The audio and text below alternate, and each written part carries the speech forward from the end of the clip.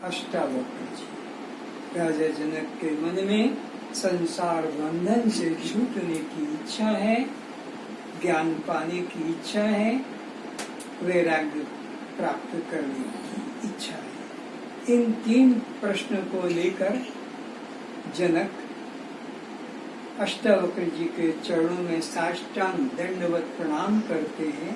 बड़ी सभा में राजा होकर भी साष्टांग दंडवत प्रणाम करते हैं। फिर अपने आसन पर लाकर बिठाकर हाथ जोड़कर ये प्रश्न करते हैं। अस्थोमा सतोमा तमसोमा ज्योतिर्मय और मृत्युर्मा अमृतमय। तब अष्टावक्र जी उसकी जिज्ञासा को देखकर, उसके पात्रता को देखकर, उसके मुमुक्षुता को देखकर, उसके वैराग्य को देखकर उसको उत्तर देते हैं। 3 प्रकार का अध्यास। अष्टावक्र जी राजा जनक से कहते हैं, मैं देह हूँ, यह प्रथम देहाध्यास। तो अष्टावक्र जी राजा जनक को कहते हैं कि देख, बंधन के 3 कारण हैं, 3 तरह के अध्यास है। एक है देह अध्यास, दूसरा है जीव अध्यास और तीसरा ब्रह्म अध्यास। ये तीनों अध्यास है। इन्हें तीनों सत्य नहीं देह मानना, ये पहला अध्यास है। इसे हटाने के लिए उसको कहा कि तू जीव है। जब इसमें टिक गया, इससे भी हटाने के लिए तू ब्रह्म है। इस अध्यास से भी हटाने के लिए तू केवल चैतन्य साक्षी परमात्मा है। जिस छोटे कांटे को निकालने के लिए जंगल में हम एक बड़ा कांटा ढूंढते हैं, वो बड़ा कांटा ढूंढ कर क्या करते हैं, उस छोटे कांटे को निकाल कर फिर उस बड़े कांटे को संभाल कर नहीं रखते हैं कि उसकी जगह उसको घुसा के रखो फिर काम आएगा। नहीं, उसको भी साथ साथ फेंक देते हैं। वो रखा। तो ये भी इस प्रकार के जीव में 3 तरह के अध्यास हैं, देहाध्यास, जीव अध्यास और ब्रह्म अध्यास। इसमें क्या होगा मुझे पता नहीं, मैं अंदर से बोल रहा हूँ कि शायद ऐसा ही होगा। जैसे एक निर्मली होती है जड़ी, तुम जानती होगी, पानी में डालो तो पानी की सारी गंदगी को वो नीचे बिठा देती है, पानी को निर्मल करके। लेकिन वो खुद अगर बीच में घूमती रहेगी तो पानी काम में नहीं आएगा, तो उसको घुमा घुमा कर मिट्टी को, कचरे को नीचे बिठाती, स्वयं भी साथ साथ बैठ जाती है। तो ये एक अध्यास को मिटाने को दूसरा अध्यास दिया जाता है, और दूसरे अध्यास को मिटाने के लिए तीसरा अध्यास, और फिर तीनों अध्यासों को मिटाकर जीव को अपने निर्विकल्प निराकार रूप में सद्गुरु स्थिर करता है। अब आप बोलिए। मैं जीव हूँ, यह द्वितीय जीवाध्यास। क्या है पहला अध्यास? पहला मैं देह हूँ, हाँ। यह प्रथम पहला ये अध्यास है, सब में लगा है। सब में यही है कि मैं देह हूँ, स्त्री हूँ, पुरुष हूँ, फिर गोरा काला हूँ, उड़िया बंगाली मारवाड़ी मराठी हूँ, या ब्रह्मचारी गृहस्थी वानप्रस्थी हूँ। ये देह के साथ मैं पना जोड़ दिया। विवाहित हूँ, अविवाहित हूँ, देह के साथ हमने ये अध्यास जोड़ दिया। तो इस अध्यास को, ये प्रबल अध्यास को काटने के लिए सबको माँ बाप बचपन से यही बच्चों को सिखाते हैं, तू बेटा है, मैं बाप हूँ, ये माँ है, तेरा भाई, ये तेरा घर है। तो ये प्रथम अध्यास हमारे बंधन का कारण है।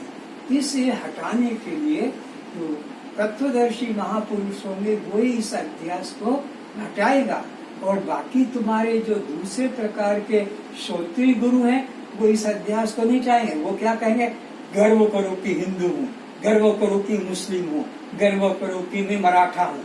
तो तुम्हें तो ये देह अध्यास और प्रबल कराएंगे, देह अध्यास को हटाएंगे नहीं।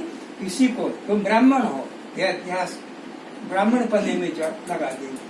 लेकिन जो सच्चा सद्गुरु होगा वो तुम्हारे देह अध्यास को मिटा कर कि तू यह शरीर नहीं है, बल्कि इसमें रहने वाला जीवात्मा है, कर्म भोगने वाला जीवात्मा है, 84 में भोगने वाला तो पहले तो देह अध्यास से उसकी निवृत्ति, जब उससे हट जाती तब फिर उससे भी उसको हटाते कि देख न तू करता है न भोगता है, न तू 84 में भटकने वाला जीव तू बल्कि ब्रह्म है, आत्मा है।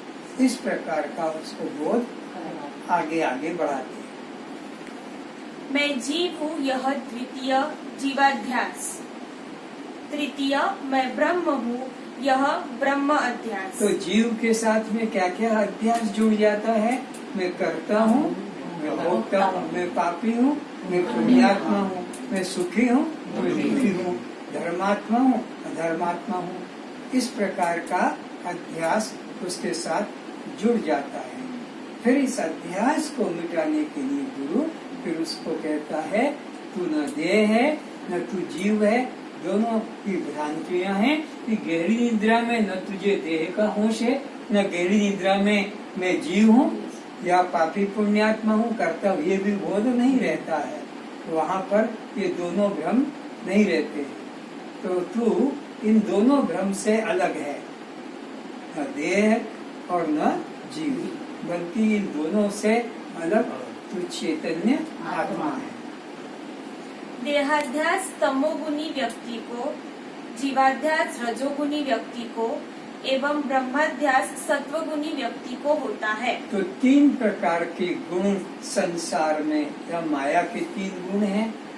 तो जो व्यक्ति तमोगुणी प्रकृति का होता है उसको देहाध्यास प्रबल होता है, तमोगुणी, क्योंकि उसका आहार भी वैसे ही मांस मछली दूषित खाना। तो जो रजोगुणी प्रकृति का होता है उसको मैं कर्ता, मैं भोक्ता, मैं धर्मात्मा, मैं अधर्मात्मा, इस प्रकार का रजोगुणी व्यक्ति को अध्यास रहता है। और जो सत्वगुणी प्रकृति का होता है उसको मैं ब्रह्म हूँ, इस प्रकार का चिंतन सिखाया जाता है। तीनों अध्यास से मैं को हटा लो, मैं आत्मा पर यह तीनों अध्यास स्थान प्राप्त करते हैं। तो क्या करना है इसमें? पहले देहाध्यास से क्या निकाल लेना है? मैं। उसको मैं को निकाल लिया। अब उस मैं को जीव पर आरोपित कर देने का है। तो ये देहाध्यास भी चला गया वहां से, और अब जीव पद का अध्यास आया। फिर इसको भी, इस मैं को भी यहाँ से निकाल कर ब्रह्म में जोड़ दो, तो मैं ब्रह्म हूँ। ये अध्यास है। आगे बोलो।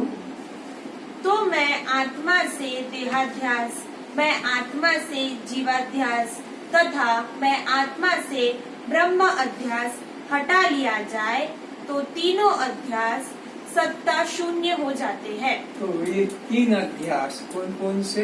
देहाध्यास, जीवाध्यास और ब्रह्म अध्यास। अध्यास। अगर इन तीनों अध्यासों को निकाल दिया जाए, न मैं देह हूँ, न मैं जीव हूँ, न मैं ब्रह्म हूँ, तो तीनों अध्यास शून्य हो गए। चैतन्य सत्ता मात्र, वो अध्यास नहीं, उस पे ये तीनों अध्यास। चेतन न होगा तो देह भी नहीं, जीव भी नहीं और ब्रह्म भी नहीं। मैं देह हूँ, मैं जीव हूँ, मैं ब्रह्म हूँ, यह तीनों अध्यास मैंने माने हैं। अरे भैया, मैं पर से देह भाव हटाने के लिए जीवाध्यास कल्पित किया, फिर जीवाध्यास को हटाने के लिए ब्रह्म अध्यास कल्पित किया गया। जब देह भाव समाप्त हो गया तब जीव अध्यास समाप्त हो गया। जीव भाव समाप्त हो गया तब तो फिर ब्रह्म अध्यास भी समाप्त हो जाता है। जीव रूप छोटे कांटे को निकालने हेतु ब्रह्म रूप बड़े कांटे को स्वीकार किया जाता है। जीव रूप छोटा कांटा है, जीव भाव, वो सबको है। तो उस कांटे को निकालने के लिए, उस जीव भाव को हटाने के लिए गुरु क्या कहता है? सदा चिंतन करो कि मैं दृष्टा साक्षी ब्रह्म हूँ, दृष्टा साक्षी आत्मा हूँ। ये छोटे कांटे को, जीव भाव के छोटे कांटे को निकालने के लिए ब्रह्म हूँ का कांटा किया गया।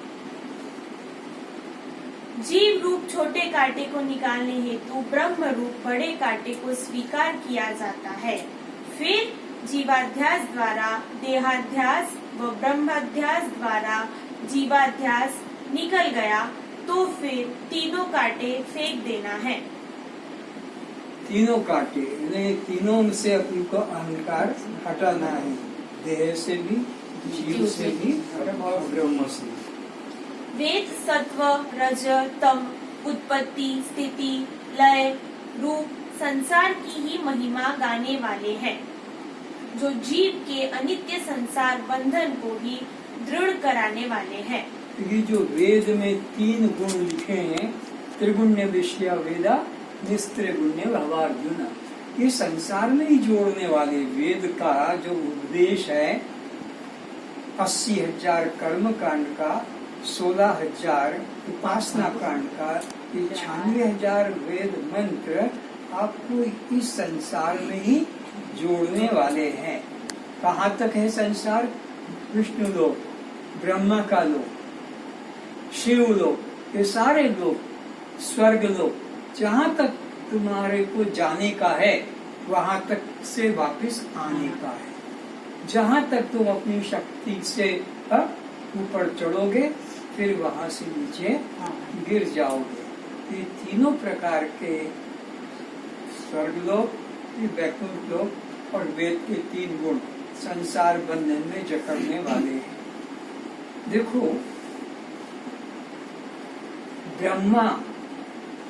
ब्रह्मलोक का अधिष्ठान कहो, राजा कहो, मालिक, वो भी नीचे गिरता है, इन्हें वहां तक पाप है। जो ब्रह्मा का जो लोक है वहां तक भी पाप है, और पाप का प्रमाण क्या?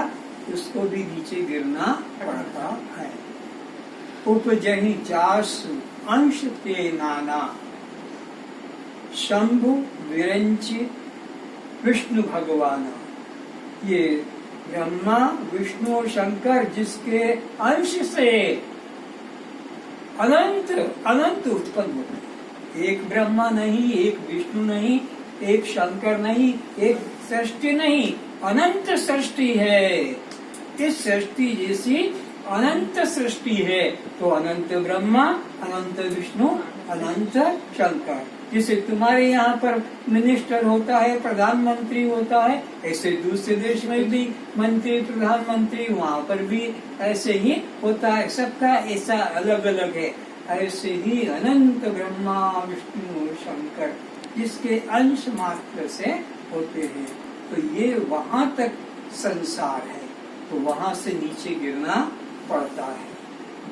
ब्रह्मा के लोक तक भी कोई भी अखंड नहीं है। खुद ब्रह्मा अखंड नहीं, विष्णु अखंड नहीं, शंकर अखंड नहीं, उनका लोक भी अखंड नहीं। महाप्रलय में सब भस्म हो जाते हैं, एक शुद्ध चैतन्य मात्र रह जाता है।